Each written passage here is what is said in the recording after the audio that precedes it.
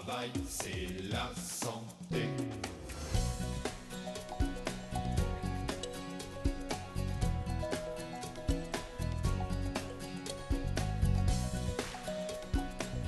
Le travail, c'est la santé.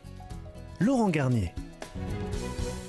Voilà, retour sur ce plateau pour l'émission Le Travail, c'est la santé. Aujourd'hui, nous faisons une rétrospective de l'année de nos émissions avec nos amis de la CARSAT. Un retour sur cette institution à votre service qui vous permet, pour les gens qui se posent des questions pour leur retraite, ceux qui sont à la retraite, ceux qui cherchent des informations, eh bien de découvrir un petit peu ce qui vous est proposé. Nous étions il y a quelques instants avec Marie-Laure Carluti, qui est responsable du pôle numérique et donc qui nous dit tout sur le site internet, sur comment l'utiliser, qui rassure nos auditeurs qui ne savent pas exactement comment ça fonctionne. Il y a des solutions et n'hésitez pas à en parler ou à poser des questions. En tout cas, à travers la CARSAT, ils sont là pour vous répondre. Petite information, on peut aussi télécharger un certain nombre de documents sur ce site, Marie-Laure. Oui, sur l'onglet documentation, vous pouvez télécharger tous les formulaires des différents types de retraites qui sont proposés par le régime général. Donc ça, c'est facile aussi d'accès. C'est libre d'accès, le compte personnel n'est pas nécessaire et vous retrouverez le formulaire et la notice accompagnatrice pour décrypter, on va dire, le dossier. Voilà, donc s'il y a quoi que ce soit, n'hésitez pas, vous appelez directement Marie-Laure Carluti, elle vous expliquera tout. Voilà, il y a d'autres sites aussi qui sont intéressants pour aider à suivre sa retraite ou à chercher des idées, parce qu'on l'a dit tout à l'heure avec Michel Bazin, ne restez pas seul et soyez actifs à votre retraite. Voilà, on va dire pour faire la suite à l'étape de la retraite, au niveau du bien vieillir, on peut aussi citer le site de la CARSAT Midi-Pyrénées, www.carsat-mp.fr, où vous retrouverez notamment la liste des ateliers bien vieillir. Alors, les ateliers bien vieillir, en quelques mots, ce site-là nous permet de montrer qu'il y a une activité une fois qu'on est à la retraite. Et là, on va pouvoir se tourner vers une autre de vos collègues qui nous rejoint sur ce plateau. Anne-Laure Tourmente, on va parler dans quelques instants de ce bien vivre à la retraite. Mais avant, on va écouter un petit témoignage qui permet de situer un peu le sujet. On va partir sur le ressenti par rapport à la cessation d'activité professionnelle. Pourquoi ? Parce qu'il y a une déstructurisation du temps. Il va falloir que le retraité, en fait, arrive à organiser ses réunions tout en prenant beaucoup de plaisir. Ce qui se passe très facilement lorsqu'on travaille n'existe plus. Il va falloir prendre en charge justement les activités, le rythme, retrouver son rythme peut-être. Dans ce temps libre, il y a donc le bénévolat, il y a le rôle de grands-parents, le rôle familial est très important, il y a également les parents.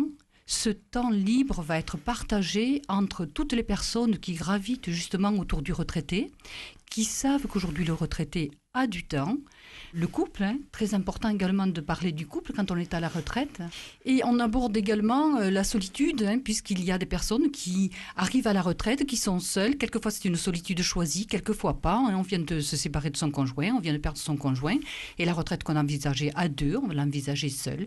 Et c'est important également de connaître justement la vie des personnes, de faire partager tout ça avec toutes les personnes qui sont là. Chacune de nos réunions, Serge et moi, constatons qu'effectivement, il y a un besoin et que les gens s'expriment, ils se sentent considérés. Voilà, c'est très important de leur donner la parole parce que nous nous nourrissons de ça également pour perfectionner toute la documentation que nous allons leur donner. Elle correspond aux retraités actuels. Et donc c'est important, le bien vieillir, on en parle beaucoup, mais comment faire pour pouvoir réajuster justement tout ce qu'on peut mettre à leur disposition en les écoutant. C'est très important. Alors, je crois que ça, c'est important, c'est une bonne question. On vient de voir comment préparer sa retraite, mais ça y est, on est à la retraite et il y a beaucoup d'éditeurs qui doivent en ce moment nous écouter. C'est vrai que c'est une question. Du jour au lendemain, on a arrêté son activité professionnelle et on se retrouve un petit peu dans qu'est-ce que je vais faire de ma retraite. Et là, la CARSAT a de belles idées puisqu'elle propose un certain nombre de choses. Donc, Anne-Laure, on vient de l'entendre. Qu'est-ce que, plus concrètement, en allant un peu plus loin, qu'est-ce qu'on peut proposer à ces gens ? Parce qu'il doit y avoir psychologiquement un espèce de vide. Voilà, plus rien d'un seul coup. On n'est plus rien finalement. On a un peu cette impression situation-là, quoi. Effectivement, Laurent, c'est un changement d'état d'esprit entre la vie active et la vie inactive. Donc la CARSAT propose des journées d'échange et d'information animées par 2 conseillers donc de la CARSAT. Et c'est l'occasion de faire le point sur cette nouvelle vie de retraité. Donc ce sont des réunions qui s'appellent des réunions Bienvenue à la retraite. Et on invite toutes les personnes qui sont retraitées depuis moins d'1 an. Elles sont invitées par courrier. Donc concrètement, lors de ces réunions, ce sont des occasions de s'écouter, d'échanger sur le nouveau rôle social dû à la retraite, le rôle familial aussi, avec le couple, le partage qu'on peut avoir avec les enfants, les petits-enfants, oui. Est-ce que ça ne fait pas trop convocation de se dire, voilà, je reçois une lettre, est-ce qu'on n'a pas l'impression de se sentir convoqué ? Comment se passe cette approche-là ? Parce que c'est vrai que quelque part, bon, je reçois ce courrier, est-ce que j'y vais, est-ce que j'y vais pas ? Est-ce qu'il n'y a pas une appréhension de se dire, je vais me retrouver avec... c'est une vraie question, je pense. Oui, les personnes après sont libres, d'adhérer ou pas à l'invitation, voilà. Concrètement, après à chaque réunion, il y a un pot, expliquez-moi, c'est sympa. Il y a un moment de convivialité, un moment d'échange. C'est ce qu'il faut leur dire aux auditeurs. Exact. Si vous leur dites pas qu'il y a un pot déjà, vous savez très bien qu'en France, j'allais y venir. Voilà, c'est important de venir avec autour de la table. Il y a donc un petit coup à boire sympathique. Voilà. Certes, on échange sur des sujets tels que la nouvelle vie à l'inactivité, la solitude pour les personnes seules, sans conjoint, mais on fait tout ça autour de films. Voilà, on visionne des films, on présente de la documentation et il y a un temps réservé à la convivialité, une pause café, voilà, on partage un petit moment de convivialité et lors de ce moment de convivialité, les personnes peuvent solliciter les animateurs pour des temps d'échange individualisés, un peu plus personnalisés, où elles ont des questions un peu plus personnelles à poser en aparté. Des choses qui se retrouvent aussi sur le site dont on vient de voir. Exactement, voilà, vous avez des informations sur les réunions Bienvenue à la retraite sur le site de la CARSAT Midi-Pyrénées, tout à fait. Donc là ces réunions, à partir de quand on est invité ? Ça se passe à quel moment ça ? On est invité, on invite tous les retraités qui sont retraités depuis moins d'1 an. D'accord. Voilà, l'ensemble des retraités. Les réunions se trouvent on fait les réunions en proximité du lieu de résidence des personnes. Donc on invite toutes les personnes autour de la réunion où elle sera programmée. Que dire de plus ? C'est aussi l'occasion de vous présenter les ateliers mémoire et les ateliers équilibre que propose la CARSAT et éventuellement de vous inscrire à ces ateliers. On va en reparler ça un peu plus, mais avant j'ai un très joli témoignage qu'on avait fait sur l'émission. J'encourage encore les personnes qui nous écoutent à aller sur le podcast parce qu'on a fait une belle émission sur ça et un témoignage d'un couple que je salue d'ailleurs, de retraités qui ont très bien témoigné sur ce que vous faites comme prestation. Ça fait 2 ans que je suis à la retraite, mais quand j'ai reçu cette petite convocation, je me suis posé la question, est-ce que tu vas pas t'ennuyer dans cette réunion ? Eh bien non.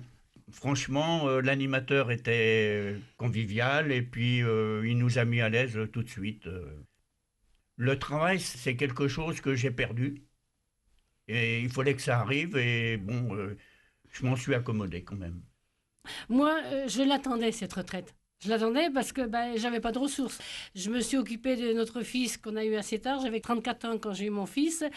Donc, j'avais envie de gagner un peu d'argent. Et ce plus d'argent que j'ai eu, je suis contente de l'avoir apporté, ma pierre à l'édifice, à la maison, quoi. Et évidemment, ça a changé avec le mari. Je disais, maintenant, tu es à la retraite, fini de se lever à 5 heures du matin, tu vas te coucher à l'heure. Il faut que tout le monde trouve sa place. Trouve sa place. Et donc ça, effectivement, dans ces réunions, je pense que vous échangez. Vous avez donc vu d'autres personnes. Voilà. Comment ça s'est passé, vous, cette réunion-là, cet échange avec les autres ? Mais disons qu'il y a beaucoup de différences. Parce que j'ai trouvé qu'il y avait des gens qui étaient plus aisés, moins que moi peut-être, mais c'est quand même très dur de se savoir franchement à la retraite comme ça. D'un jour à l'autre, tomber dans la retraite, c'est terrible. Inconsciemment, je n'y pensais pas encore. Moi, je voudrais poser la dernière question. Mais pourquoi vous ne faites pas des réunions avant qu'on aille à la retraite ? Parce que moi, j'ai été vraiment abandonné. C'est le ressenti que j'ai eu. Alors c'est une belle question qu'on vient d'entendre. Je crois que peut-être quelqu'un peut répondre. Michel ? Je voudrais réagir à ces témoignages qui sont très intéressants. Notamment le premier, le monsieur qui dit « J'ai reçu une convocation ». Bon, c'est une invitation, plus exactement, rappelons-le. Et il était sceptique sur l'intérêt de la réunion. Or, il le dit lui-même, il a découvert des réponses à des questions qu'il ne se posait pas. Et je voudrais insister sur ce point. On n'imagine pas toutes les situations auxquelles on va être confronté dans ce troisième temps de la vie. Par exemple, la relation grands-parents-petits-enfants.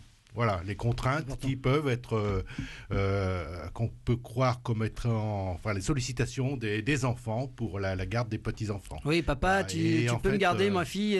Oui, ça arrive souvent. Bien sûr. Chacun a droit à son temps de vie, de liberté, et que les grands-parents ne sont pas obligés d'être contraints par le rythme de vie de leurs enfants. Alors moi, je voudrais juste saluer Jules et Annie qui ont fait ce très très beau témoignage à l'époque. C'était assez touchant et je pense que la dernière question est intéressante. On s'est posé cette question-là. Pourquoi pas avant ? Alors c'est tout simplement, on a essayé de répondre sur le plateau, mais c'est vrai que c'est compliqué. Déjà avant, on a du mal à se projeter dans la retraite. On l'a vu avec Jacques. Et en fait, je crois que les gens ne sont pas prêts à répondre à ce genre d'invitation avant la retraite. Je crois qu'il faut que ça soit acté. Alors c'est vrai que c'est difficile. On peut se sentir, comme il dit, abandonné. Certains, je crois qu'il faut faire cette démarche d'aller peut-être vers les autres, ne pas rester chez soi, ne pas s'enfermer. Voilà, je crois que c'est un petit peu ce témoignage. En tout cas, merci Anne-Laure Tourmente pour cette information-là. Vous m'avez donné la main pour parler de ces ateliers, parce que de ces réunions-là, on en reparle justement de ce qui est proposé derrière, et on va le voir avec Françoise Paradès. C'est des témoignages, des ateliers qui sont intéressants, c'est-à-dire que plus on va en âge, plus on a aussi besoin peut-être d'être accompagné. Et là, vous proposez la CARSAT des choses très intéressantes et très belles. On peut en parler un petit peu, Françoise ? Oui, donc la CARSAT se positionne dans un désir d'accompagnement des retraités pour les aider à rester en bonne santé et prévenir la perte d'autonomie. Et donc, les deux axes qui sont mis en place pour permettre cette bonne santé et la préservation de l'autonomie est le travail sur la stimulation cognitive et l'activité physique pour garder son équilibre et prévenir les chutes. En gros, c'est la mémoire et les chutes. Exactement, voilà, c'est ce que j'allais dire en plus simple, voilà, effectivement, puisque des études ont démontré que la stimulation de la mémoire, l'équilibre sont des bons leviers pour rester en bonne santé et en autonomie. Donc nous proposons des ateliers au plus près des personnes dans l'ensemble de la région Midi-Pyrénées. Nous avons des animateurs qui sont formés, qui sont diplômés, qui ont suivi une formation spécifique et dont le programme qu'ils développent obéit à un cahier des charges pour répondre à une qualité de service rendu aux personnes, à nos retraités. Justement, on a un petit témoignage là, qui nous vient sur l'atelier mémoire. On est tous, ici autour de la table, on l'a tous fait. C'est oublier ses clés, on ne sait plus où on les a mis. C'est de temps en temps, on met une petite casserole et puis on oublie qu'on a allumé en dessous et puis la casserole c'est arrivé, je pense, toujours à l'un d'entre nous. Mais ça peut prendre des proportions plus importantes plus on va en âge. Et là, on a un petit témoignage sur ces ateliers-là qui est très intéressant. Moi, je sais que quand je me suis rendu compte que j'avais des problèmes de mémoire, comme vous l'avez dit tout à l'heure, on oublie ses clés, moi je suis retrouvée dans le frigo. Bref. C'est génial, moi aussi, ça m'arrive aussi. On ne sait plus ce qu'on fait quand on arrive dans une pièce, pourquoi on est venu, etc. Mais moi, ce qui m'a fait vraiment peur, c'est qu'en quelques mois, 3 fois, j'ai laissé une casserole sur le gaz. Oui. Donc là, on flippe. Et ça sent pas très bon après la casserole. Surtout qu'on a peur que la maison prenne feu. Et puis surtout, moi, je me suis dit, là, ma pauvre, t'es en train de développer Alzheimer, l'artillerie lourde. Je suis carrément allée voir un neurologue. J'ai passé des tests, ils n'étaient pas très bons. Et donc, j'ai passé un IRM qui a montré que je n'avais pas de problème physique. Ça fait du bien. Mais après, il fallait faire quelque chose. Et donc, par le biais de l'association de la retraite active de Colomiers, j'ai eu l'information qu'il existait des ateliers mémoire et je suis venue. Et je croyais que la mémoire, c'était mémoriser. Alors qu'en fait, ce n'est pas que mémoriser du tout. C'est surtout être très présent. Et à travers tous les petits exercices, les jeux et tout ça, je me suis rendu compte que je me limitais. Je n'étais pas vraiment présente. Et à un moment donné, Cécile avait posé une question en disant au milieu de parcours, des 12 séances, est-ce que vous trouvez qu'il y a quelque chose qui a changé? Et moi, j'avais dit, eh ben oui, je gagne plus souvent au Scrabble avec ma fille. Et c'est vrai, parce qu'en fait, je ne développais pas de stratégie, je jouais pour jouer. Donc, c'est d'être de nouveau présent aux choses que l'on fait. Et ce n'est pas forcément de mémoriser comme à l'école, parce que ce n'est pas du tout ça, de mémoriser une liste, de savoir retenir et tout, mais des stratégies quand on a besoin de retenir certaines choses. Voilà, c'est quand même un beau témoignage, c'est intéressant. Il y a beaucoup d'auditeurs qui doivent se reconnaître dans cette personne. Donc vous avez mis en place des ateliers, hein, on le disait, avec des animatrices qui permettent de travailler, de développer, redévelopper un petit peu cette mémoire. Oui, effectivement. En fait, avec l'âge, les personnes, une proportion importante de personnes a des plaintes de mémoire et des plaintes d'équilibre. Et effectivement, le témoignage le soulignait à l'instant, c'est que la personne peut développer un sentiment de manque d'estime de soi, de perte de confiance. Et donc, au-delà de la thématique travaillée au cours de ces ateliers, c'est-à-dire vraiment travailler la mémoire et son équilibre, eh bien, la personne va reprendre confiance en elle, en fait, et va dédramatiser ces plaintes qui, en fait, ne sont pas rédhibitoires. Elles ne sont pas définitives, elles sont réversibles avec un travail spécifique. Voilà, on retrouve une mémoire très performante, puisque la mémoire est une fonction qui se travaille tout au long de la vie. Et pareil pour l'équilibre, une activité physique régulière permet de maintenir cette fonction d'équilibration également. Alors, je crois, là, c'est important, le rôle de l'animatrice ou de l'animateur aussi dans ces différentes séances. N'ayez pas peur, allez vers eux, ils vont vous aider, vous aider à, comme vous l'avez vu avec cette auditrice qui témoignait, c'est de dire que dans cette mémoire-là, il y a des solutions, il ne faut pas rester chez soi, il faut aller vers les autres. L'équilibre aussi, on avait fait un très bel atelier où on expliquait aussi qu'il y a des positions. Lorsque on ramasse quelque chose par terre, il faut descendre sur ses jambes. Il y a plein de choses qu'on peut apprendre, des petites techniques qui ne sont pas faire du sport, oui, mais à un certain âge, c'est plus compliqué. Par contre, il y a des positionnements, il y a un positionnement du dos, il y a la manière de récupérer des choses qui permettent vraiment, si on veut bien prendre le temps d'apprendre, de vous permettre d'avoir une vie plus agréable et moins fatigante finalement. Oui, effectivement, au cours de ces ateliers, il y a des apports théoriques et il y a aussi des exercices pratiques. Et de cette manière, la personne va s'approprier des techniques qui vont s'avérer vraiment performantes. Voilà, pour une amélioration du mieux-être. Alors justement, on revient encore sur le travail que fait Marie-Laure Carluti. Il y a un site internet aussi sur les ateliers. Donc vous êtes chez vous, vous cherchez des solutions, vous n'osez pas, osez, j'ai envie de vous dire aujourd'hui, allez vers ce que propose la CARSAT, puisque sur le site vous allez avoir des propositions. J'imagine qu'il y a un certain nombre de programmes d'établis, de planning. On peut trouver, à travers ça, on peut mettre des petits messages, savoir où j'ai envie de faire ce que ces ateliers mémoire, où est-ce que je peux aller? C'est sur le site Alors, effectivement, sur le site de la CARSAT, le participant, en fait, la personne qui souhaite s'inscrire à un atelier va pouvoir découvrir les intervenants qui animent des ateliers dans le département où ils sont domiciliés. Et nouveauté cette année, on va mettre à disposition sur le site un calendrier prévisionnel de mise en place des ateliers de manière à rendre plus visibles les ateliers qui vont se dérouler. Ce n'est pas une garantie qu'ils auront lieu, puisqu'il faut vraiment, il y a une nécessité, c'est d'avoir au moins 10 participants. Bien sûr. Mais en tout cas, ça va rendre plus visible effectivement ces ateliers et peut-être faciliter les inscriptions, puisque ce qu'on souhaite, c'est toucher un maximum de personnes. Et autre nouveauté, je rebondis. Allez-y. Cette année, là, depuis septembre, on a réduit la participation des personnes imposables.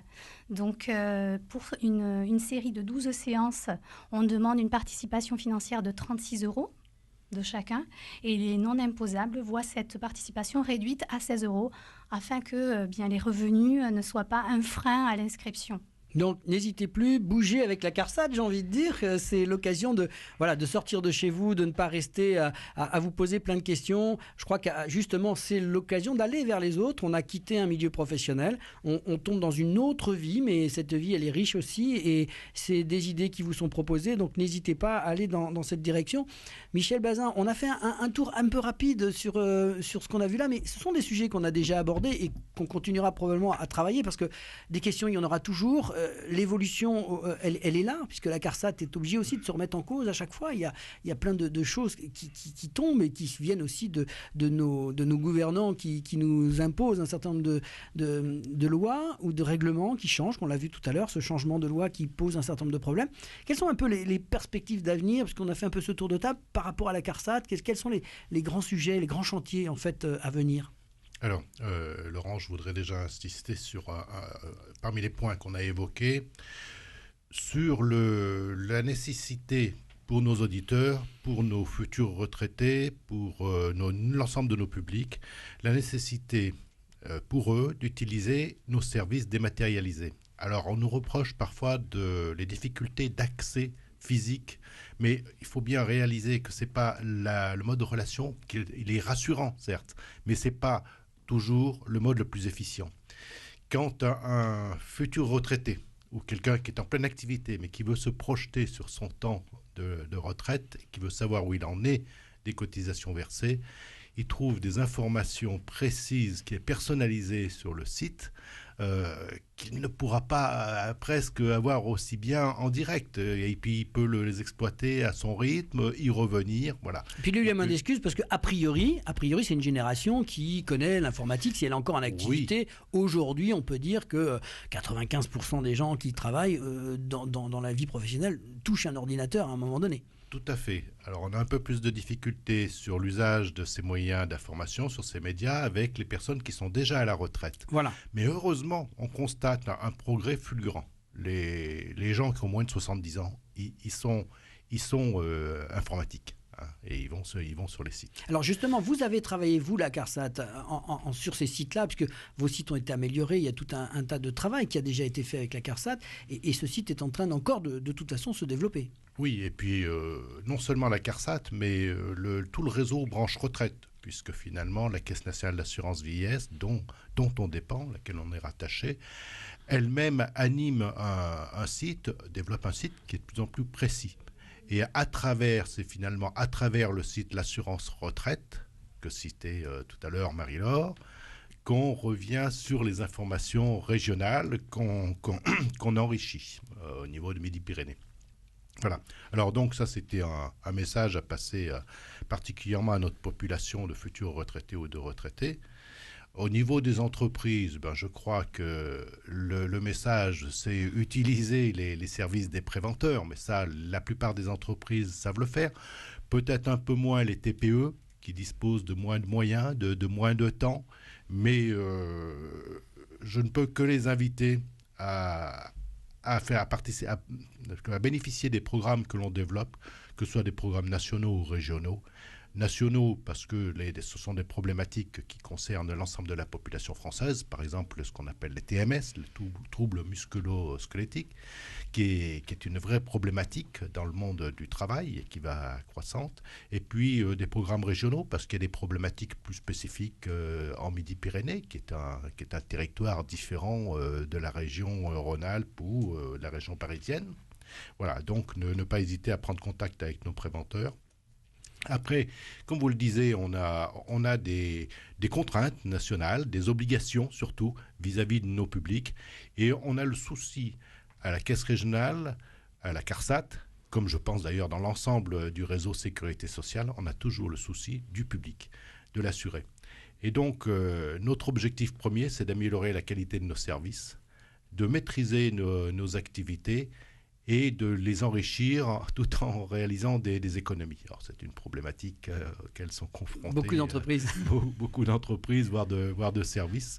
Mais croyez bien que c'est réel, que nos moyens en effectif diminuent, que nos ressources sont ce qu'elles sont, mais en tous les cas, on les rend le plus efficientes possible et on améliore, je crois, on peut le prétendre, on améliore la qualité du service parce qu'on travaille sans arrêt sur l'efficience, sur les prises des coûts, sur... Moi, venant de la communication, j'ai envie de dire qu'effectivement, le travail qui est fait par vous me paraît, en ayant découvert ça tout au long de l'année, très intéressant. Et il faut insister, je pense, effectivement, pour que cette bonne parole, puisse aller vers les auditeurs et vers les personnes, tout simplement. On l'a vu quand on fait quelques micro-trottoirs, il y a encore une espèce de réticence à cette information-là. Parce qu'il y a probablement une approche de la retraite qui est de se dire « Oh, c'est loin, on verra plus tard ». Mais moi, ce qui m'a plu tout au long de cette année, c'est de pouvoir, avec beaucoup de modestie, découvrir les différents métiers que vous proposez, différents services que vous proposez. Avec Jacques, on a eu l'occasion d'échanger souvent. Et moi, j'ai bien aimé l'approche que les uns et les autres ont pu donner à nos auditeurs. J'espère que ces émissions auront permis d'enrichir et que justement, à travers ces petites chroniques aussi que l'on a fait avec Radio Présence et Jacques et votre collègue, Monique, qu'on puisse arriver à continuer à donner ces informations-là parce que là, on va directement vers les gens et les gens, il n'y a pas le même effort à faire. C'est-à-dire qu'on leur envoie de l'information et ils ont une démarche un petit peu différente. En tout cas, ça a été vraiment un plaisir de travailler avec vous tous. Jacques, un petit mot encore sur la retraite. Qu'est-ce que on pourrait dire à nos auditeurs là ? Il faut les encourager à y aller, il ne faut pas avoir peur. Ils ont... Je l'ai dit tout à l'heure, ils ont de l'information tout au long de leur activité. Et je vais dire quelque chose d'un peu plus grave. Quand on est en activité, on a la chance de pouvoir choisir le point de départ de sa retraite. Pensez aux gens qui sont en maladie, au chômage, en invalidité, qui eux subissent un petit peu la date de départ. Mais quand on est en activité, on peut choisir sa façon de partir, on peut choisir la date, on peut jouer sur le montant financier ou sur se dégager du temps en retraite progressive. Voilà, je pense que... Et c'est une approche qu'on n'avait pas avant. Donc ça, c'est quand même une chose importante. Inciter quand même aujourd'hui les personnes à se poser la vraie question et se dire, voilà, j'ai des solutions et la CARSAT est là pour vous y aider. En tout cas, merci à tous. On va revenir avec notre chroniqueuse, Marie-Laure Carluti, qui va nous rappeler quand même les différents sites qu'il faut aller voir absolument, consulter. Et n'hésitez pas. Marie-Laure, donc on va redire tranquillement, prenez un papier, un crayon. Si vous êtes chez vous, vous avez besoin d'avoir un site, si vous ne connaissez pas, Marie-Laure va tout vous dire. Alors, vous pourrez retrouver l'ensemble des sites internet, notamment sur le site de la CARSAT Midi-Pyrénées, www.carsat-mp.fr. Et pour tous les services de la retraite, je vous conseille de vous rendre sur le site de l'assurance retraite, www.l'assurance-retraite.fr. Merci Marie-Laure. Écoutez, ce fut un plaisir de faire ces émissions avec vous. On est en fin d'année, donc il est bon ton de vous souhaiter à tous une bonne fête de fin d'année en famille. Merci à tous pour votre participation. Et puis, c'était le travail, c'est la santé. Donc, continuons quand même à votre niveau à travailler pour ceux qui veulent s'arrêter de travailler et leur permettre d'avoir une meilleure santé et de vivre le plus longtemps possible. En tout cas, merci Françoise. Merci Anne-Laure.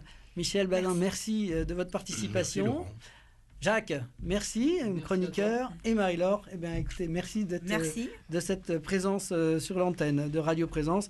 C'était Le Travail, c'est la santé, une émission réalisée en partenariat avec la CARSAT, la Caisse de retraite santé au travail de Midi-Pyrénées, que j'ai eu le plaisir de présenter avec vous tous. Une émission de radio présente, produite par Laurent Garnier, réalisée par Francky Guéret. Le travail, c'est la